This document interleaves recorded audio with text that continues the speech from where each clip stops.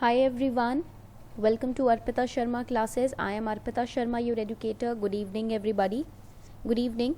So today we are going to conduct the 10th lecture, the 10th test from the perspective of prelims, the high yielding MCQs by me Arpita Sharma. तो आज की class में हम ये 10th lesson कर रहे हैं. ये 10th टेस्ट है आप लोगों का. So far we have taken 9 test from the prelims perspective. Now we are going to start with the 10th test. अब हम 10th क्लास से शुरू कर रहे हैं. And these test are made in order to prepare you for the upcoming examination. देखो, we all know that if we are preparing for something, we need to test ourselves consistently, because while testing ourselves we get to realize and know our strengths and weaknesses, right? So these tests will help you to understand your strength and your weaknesses before you actually sit in for the real exam. Okay, so let's start the test शुरू करते हैं without any delay. Also make sure that you are noting down the solutions also after every question has been discussed. Before we move forward, see, we are starting new batches on Unacademy Plus, and these batches are starting from 11th of Jan, that is tomorrow. So these new batches are targeting not just 2021 examination but also 2022 and 23 examination of UPSC. And we have launched the new NCERT batches as well, separate NCERT batches, because some of the students they do not find time to finish up their NCERTs. So for them, we have started the NCERT batches as well, and it is also starting from tomorrow itself, that is 11th of January 2021. And the best thing about it is that it's in Hindi also, English also, and bilingual language also. So according to your language preference, you can sit in, or you can select any batch as per your preference. Unacademy is not just working in for creating batches for GS for all of you, but also GS plus optional combo batches. So there are students who want to prepare GS and optional together. For them also, here's a wonderful opportunity by Unacademy. Unacademy has launched optional plus GS combo packages. You can now take either iconic subscription of GS plus optional batch, or you can take plus GS plus optional subscription. ठीक है. सो over hair आप कोई भी subscription ले, आपको 10% discount एकदम मिलेगा अगर आप कोड यूज़ करते हैं Sharma20. Any subscription on Unacademy Plus, you can easily get 10% discount if you use this code Sharma20. It's going to enhance your preparation and going to give you 10% extra off as well. Okay, so subscribe to Unacademy Plus, link is given below in the description box, and avail 10% discount on your subscription using the code Sharma20. And do not forget that 2-year complete batches are starting from 11th Jan, that is tomorrow. 1-year complete GS batches starting from tomorrow. So take the maximum advantage of these batches, ठीक है, because कल से शुरू हो रहे हैं ये batches, तो आप जल्दी से जल्दी सब्सक्राइब कर लीजिए ताकि आपकी सीट एकदम सेव रहे. ठीक है, चलो let's start the class. Number 1. Now question number 1 is, consider the following statements with respect to Indian History Congress. Consider the following statements with respect to Indian History Congress. So this question has been taken from Spectrum. ये question लिया गया है आपका Spectrum से, Modern Indian History. ठीक है, I am also telling you the source. मैं आपको source बता देती हूँ ताकि आप accordingly prepare करें. So first statement says it was founded in 1935. पहला statement बोलता है कि इसको 1935 में establish किया, and it is the largest association of professional historians in South Asia.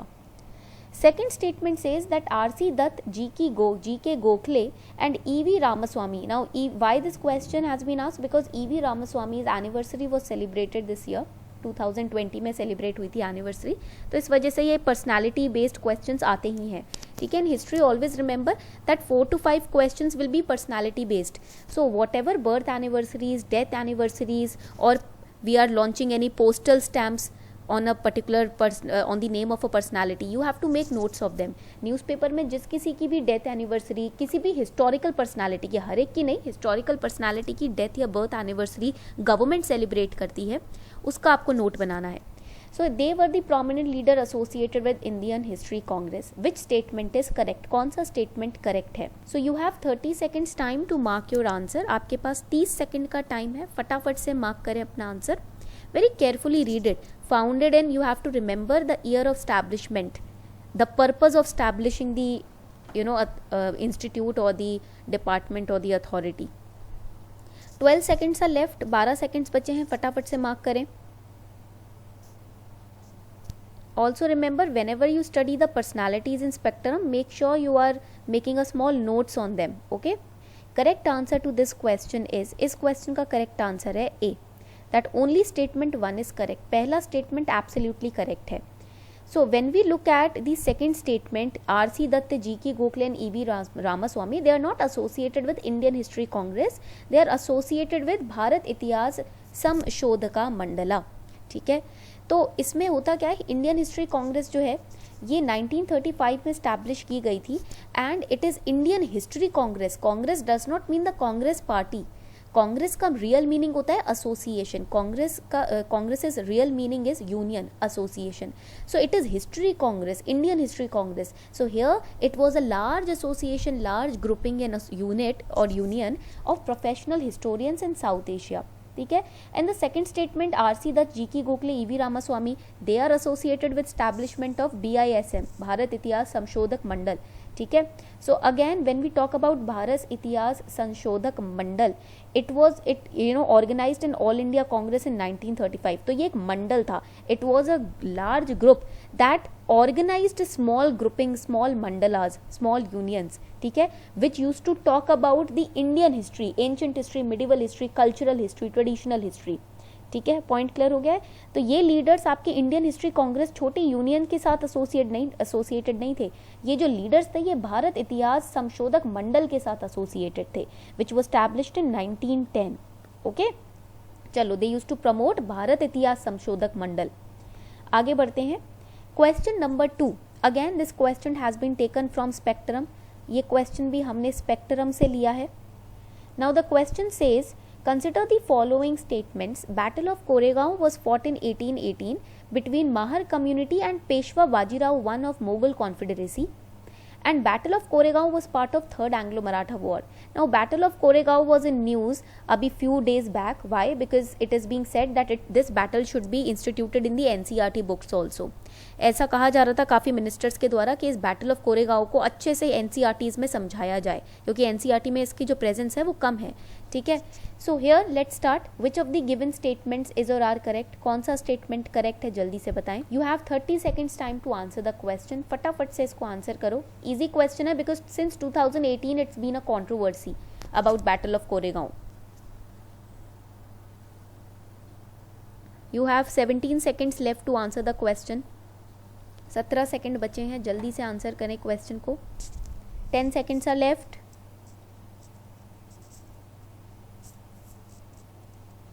Okay, so the correct answer to this question is B.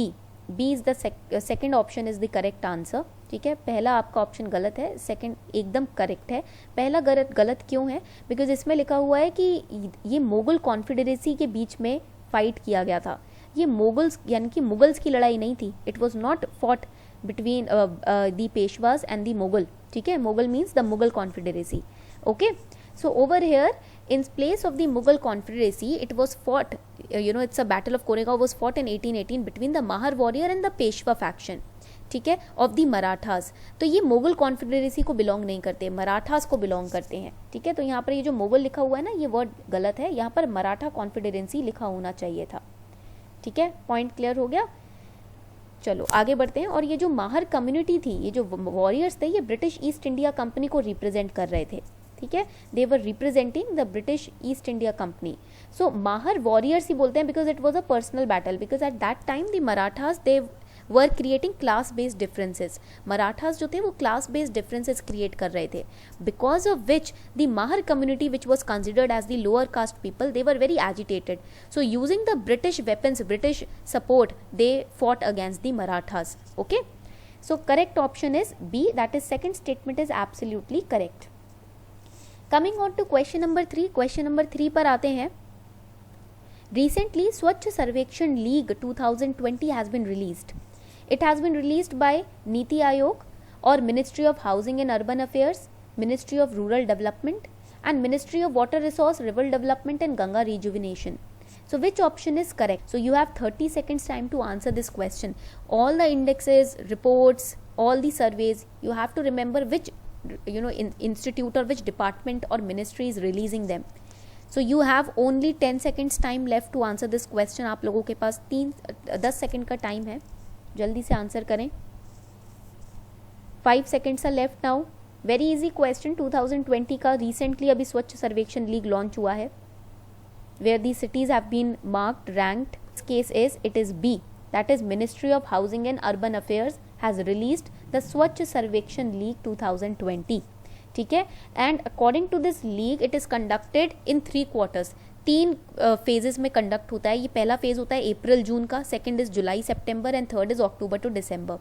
And the aim is, स्वच्छ means hygienic. ठीक है. स्वच्छ का मतलब क्या होता है? हाइजीनिक होता है, साफ सफाई. ठीक है. सो इधर स्वच्छ सर्वेक्षण लीग में क्या किया जाता है? The aim is to monitor the cities, to monitor the places which are on the top list of cleanliness. अगर हम क्लेनलीनेस की बात करें, साफ सफाई की बात करें, तो टॉप लिस्ट पर जो आपके सिटीज़ या स्टेट्स आती हैं उनको मॉनिटर किया जाता है, उनको रेगुलेट किया जाता है, उनकी परफॉर्मेंस को लिस्ट डाउन किया जाता है. ठीक है. And because of these leaks and reports the states also feel empowered, they also feel very empowered and motivated to work for maintaining cleanliness in their places. ठीक है. So that is why this league is carried out. इसीलिए इस league को carry out किया जाता है. ठीक है. आगे बढ़ते हैं. Let's move forward. The next question is, which act enabled the Governor General to associate representatives of Indian people with the work of legislation by nominating them to his expanded council? कौन सा act है जिसके तहत governor general के पास ये power आई थी कि now he can take in the Indian representatives by nominating them to his council. अपने काउंसिल में नॉमिनेशन की प्रक्रिया उन्होंने लॉन्च कर दी थी और इंडियन लोगों को, इंडियन पीपल को रिप्रेजेंटेशन देने की मांग पूरी कर दी थी. कौन सा एक्ट था? Government of India act 1858, Indian council act 1861, Indian council act 1892 और government of India act 1935. Read the question very carefully. बहुत केयरफुली क्वेश्चन को पढ़ना है. You have 30 seconds time to answer the question. Very carefully read it and then answer. Indian people got representation in the expanded council of Governor General through which act? कौन से act के तहत? 3 people were also nominated. Dinkar Rao आपको पता ही है. जल्दी से answer करो. Which is it's a very easy question if you have completed your modern Indian history classes for free on Unacademy Plus with me. अगर आपने हमारी modern Indian history की free classes देखी हैं तो ये easy है. Correct answer in this case is B. B आपका एब्सोल्युटली करेक्ट आंसर है. Indian council act 1861, because here the demands of people were that Indian people should get representation. लोगों को रिप्रेजेंटेशन मिलना चाहिए. So we had sir Dinkar Rao, we had Raja of Banaras, Maharaja of Patiala as representatives. They were mere puppets in the hands of the Britishers, right. वो puppet ही थे and they also supported the Britishers during the 1857 revolt. ये तीनों ने ही Britishers को 1857 के revolt के दौरान सपोर्ट भी किया था, right. So that is why they were given representation bye Lord Canning in the legislative council. Indian legislative council में 1862 में इनको रिप्रेजेंटेशन दिया गया. ठीक है. चलो आगे बढ़ते हैं. Question number 5. Consider the following statements regarding procedure for impeachment of president of India. Now why this question is there? Because impeachment of president mister Trump was there in news in 2020. 2020 के starting में Trump के खिलाफ impeachment proceedings जो थी वो launch हो रही थी. So that is why you have to also study the impeachment proceedings of President of India. ठीक है. So consider the following statements. President in India can be removed on grounds of treason, bribery, high crimes or misdemeanor. The charges of impeachment can be started in either house of the parliament. Till now impeachment proceedings have been passed only once by the parliament. Now you have to identify the incorrect statement. गलत statement कौन सा इसमें से? Not the correct one.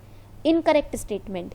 Always remember while giving prelims, focus on the question that has been asked. अगर focus question पे नहीं रहेगा तो फिर आंसर गलत होगा. Incorrect statement. Okay. You have 30 seconds time to answer this question. A very easy question. You just have to identify the incorrect statement and it is easy. अगर आप यहाँ पर current affairs reading based intelligent guess use करते हो. This is a current affair based question. You have 10 seconds time to answer the question. 10 second का time है. 6 seconds are left.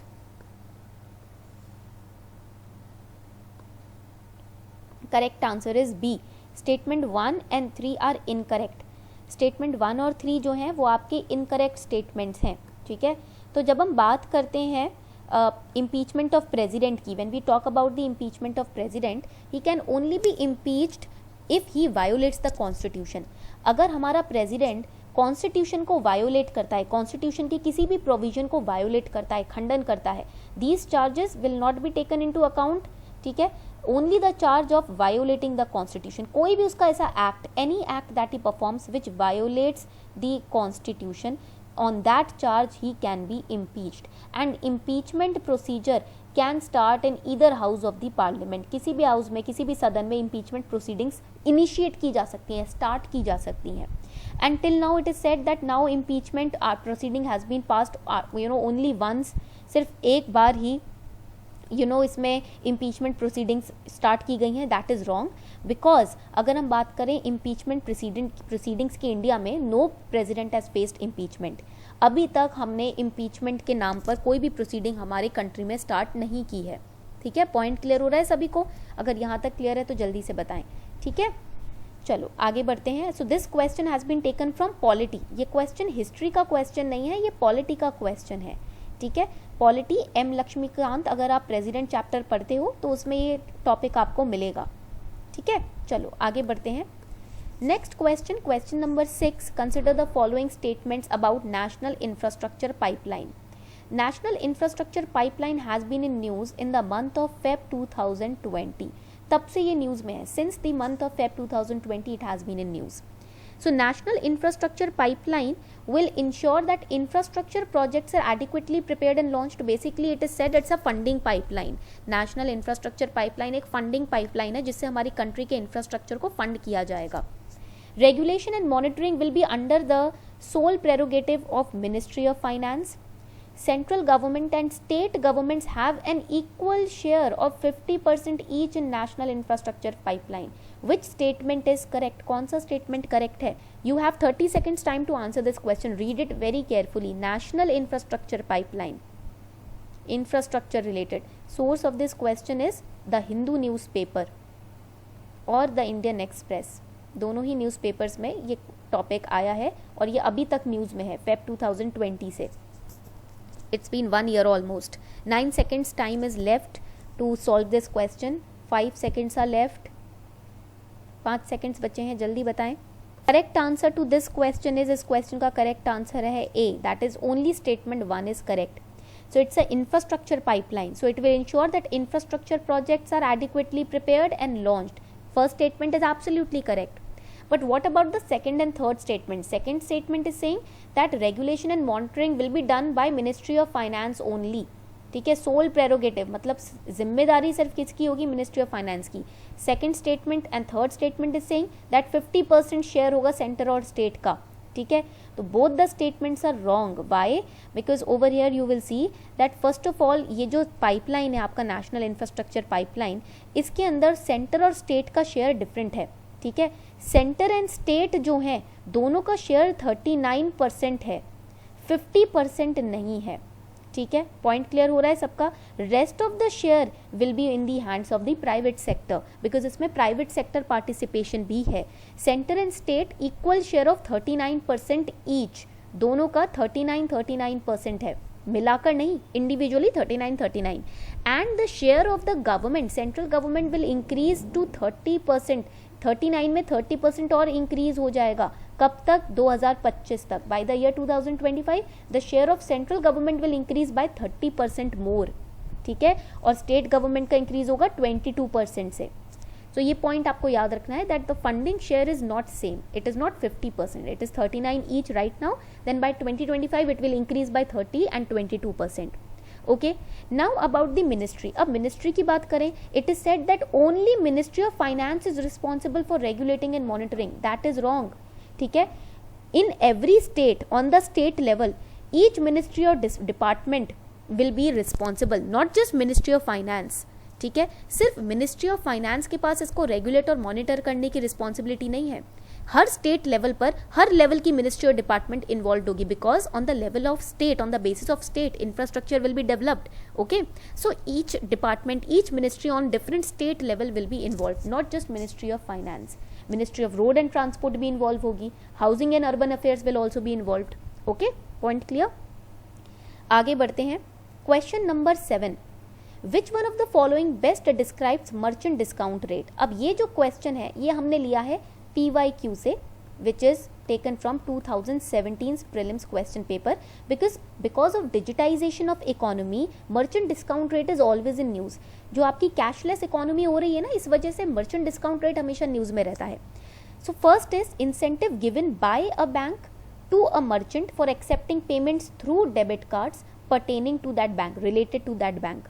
Second, amount paid back by banks to their customers when they use debit cards for financial transaction, when you purchase or any good or service. The charge to a merchant by a bank for accepting payments from his customers through bank's debit cards.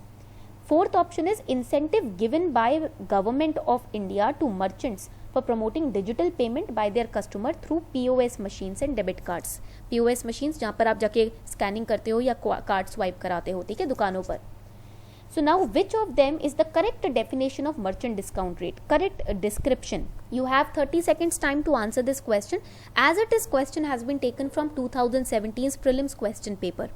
2017 के prelims question papers लिया है. इसका source है current affairs, that is the newspapers, the Hindu newspaper और the Indian express, जो भी आप पढ़ रहे हो दोनों में आता है ये topic. You have 10 seconds time to answer the question. आपके पास 10 सेकेंड का टाइम है क्वेश्चन आंसर करने के लिए. फटाफट से आंसर कीजिए. 4 seconds are left. Correct answer to this question is C. C is the correct answer. Third option जो है वो आपका बिल्कुल करेक्ट है. Charge to a merchant by a bank. जब मर्चेंट से बैंक चार्ज लेता है, क्योंकि बैंक का जो कार्ड है वो एक्सेप्ट किया है मर्चेंट ने, ठीक है, तो प्रमोट करने के लिए इंसेंटिव अगर गवर्नमेंट देने लगी तो हर दुकान वाले को इंसेंटिव देनी पड़ेगी, ठीक है. इतना पैसा कहाँ से आएगा? हमारी इकोनॉमी इतनी डेवलप्ड इकोनॉमी तो है नहीं. ये तो कॉमन सेंस के थ्रू आप गलत पार्क कर सकते हो. दिस इज कॉमन सेंस, ठीक है. पॉइंट क्लियर हो रहा है सभी को? ठीक है, आगे बढ़ते हैं. So what is the explanation? Merchant discount rate जो है एक फी है जो चार्ज की जाती है मर्चेंट से. It's a fee which is charge from a merchant by a bank. Bank charge करती है मर्चेंट से that you have accepted payment using our cards. Card तो बैंक की सर्विस है ना. द डेबिट कार्ड और the credit card that you are using, that is bank's service provided to you. Yes or no? ठीक है. And the merchant is using the bank's service for taking his payment. Merchant अपनी payment किसके through ले रहा है? Bank की service के through ले रहा है, ठीक है. Point clear? So that is why merchant discount rate is a fee which is charged from a merchant by bank. Bank बोलता है फिर जब तुमने हमारे कार्ड से पेमेंट लिया है तो हमें फी भी चाहिए, अपनी कॉम्पनसेशन चाहिए. पॉइंट क्लियर हो रहा है?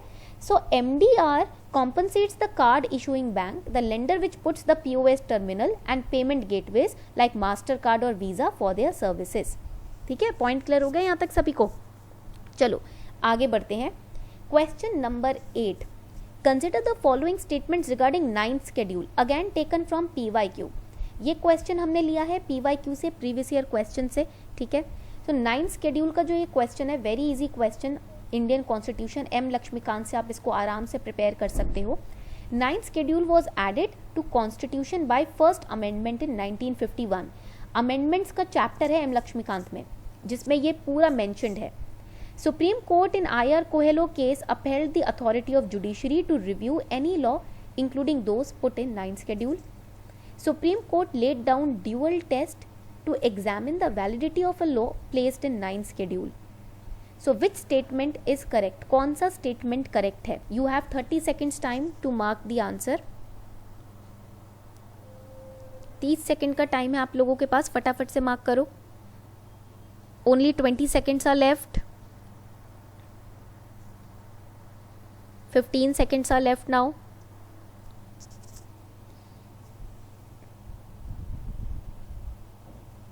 5 seconds. Correct answer to this case is, in this case correct answer आपका होगा D. That is all of the above statements are correct. सभी statements absolutely correct हैं. When we look at the 9th schedule, yes, it was added by the first amendment in 1951. ठीक है, इसको हमने first amendment में add किया था 9th schedule को, ठीक है। और कॉन्स्टिट्यूशन क्या बोलता है एक शेड्यूल के बारे में कि 9th शेड्यूल ऐसा नहीं है कि आपने ऐड कर दिया इसको, इसका मतलब अब इसके अंदर कोई जुडिशियल स्क्रूटनी नहीं हो सकती, कोई रिव्यू नहीं हो सकता। 9th शेड्यूल में जो भी लॉ प्लेस किया जाएगा, any law which will be placed in the 9th schedule, it is open to judicial scrutiny. आप उस लॉ को ये मत समझो कि ब्लैंकेट प्रोटेक्शन लग गया है। The laws which are placed in 9th schedule are placed for reviewing judicially, ठीक है, उनको रिव्यू करने के लिए प्लेस किया जाता है, ठीक है। So that means it is laid down the dual test to examine the validity of law, यानी कि ये जो सेकंड स्टेटमेंट है बिल्कुल करेक्ट है, first statement is correct, third statement is also correct, आपका सेकंड स्टेटमेंट और थर्ड स्टेटमेंट भी करेक्ट है। देखो इसमें बोला जा रहा है सुप्रीम कोर्ट ने अपहेल्ड किया था जुडिशरी की authority to review any law including those put in 9th schedule, absolutely correct. 9th schedule में कोई भी लॉ रखेंगे, शुरू में ये बोला गया था कि उस ब्लैंकेट प्रोटेक्शन लग जाएगा, but later on in the I R Coelho case it was said that laws can be misused. Government क्या कर सकती है, 9th शेड्यूल में लॉ को रखकर उसे मिसयूज कर सकती है, क्योंकि उसमें जुडिशियल रिव्यू तो होगा नहीं। So that is why court said that no, if any law is placed in 9th schedule that will also be amount to judicial review, we are also going to review it judicially, ठीक है। Point clear हो गया। तो judicial review power can not be taken away if a law is put under 9th schedule, ठीक है। चलो now the second last question, again very easy question, ये तो बहुत इजी क्वेश्चन है, 2018 से एंटी डिफेक्शन लॉ न्यूज में है and it's a separate chapter also in M Laxmikanth. Consider the following statements regarding anti defection law. 10th schedule was inserted in the constitution, 42nd amendment act 1976 which guards the anti-defection law. Legislator defying the party whip on any issue can lose his membership of the house. The law applies to both parliament and state assemblies. Which statement is correct? कौन सा statement correct है anti defection law के regarding? 10th schedule was inserted in the constitution, 42nd amendment act. Then if a person defies his own party, अपने खुद के party के decision को DeFi करता है तो मेंबरशिप लूज कर देगा सदन की। And laws applies to parliament also and state assemblies also. Which statement is correct? कौन सा स्टेटमेंट करेक्ट है? ईयर इज वेरी इंपॉर्टेंट, याद रखना, amendment number and year is very important. 2 seconds are left. Correct answer to this question is C. C इसका correct answer है because it is not 1976, it is 1985 and it is not 42nd amendment act, ठीक है। 42nd amendment act नहीं है, कौन सा है फिर जल्दी से बताओ। If not 42nd it is, let me know, yes 52, ठीक है। पॉइंट क्लियर हो गया। So that is why first statement is absolutely incorrect. Last question for today, constitution confers executive power of a subject in the concurrent list to, यानी कि concurrent list में subject के ऊपर जो एग्जीक्यूटिव पावर होती है वो किसको दी जाती है? Executive means implementing power, union government, state government, president, all of the above. Concurrent list के सब्जेक्ट्स को इंप्लीमेंट करने की पावर किसके पास है? Here you will use your common sense to answer the question. Legislature और executive की definition अगर आपको पता है तो ये आंसर करना easy है. If you know the definition of legislature and executive, then to answer this question is very easy, even if you haven't studied the concurrent list. Who will execute the subjects? Executive power किसके पास है concurrent list के subjects की? 5 seconds are left to answer the question. 5 second बचे हैं, जल्दी से answer करें। Correct answer to this question is B, state governments, ठीक है। अगर हम बात करें कंकरेंट लिस्ट की, subjects which are enumerated in the concurrent list, state legislatures have the power of legislation and execution over them, ठीक है। तो यहाँ पर पावर किसके पास जाती है? स्टेट गवर्नमेंट के पास, ना कि प्रेसिडेंट या यूनियन गवर्नमेंट के पास, ठीक है। पॉइंट क्लियर हो रहा है, because we are talking about the concurrent list. So on this note let me know your scores in the comment section. फटाफट से अपने स्कोर्स बताओ। So over here this was your test, ये था आपका टेस्ट आज का, ठीक है। So these sessions will be conducted regularly. On this note, we are wrapping up the session. I hope you enjoyed today's class. Also, do let me know how you feel about these tests in the comment section. Thank you.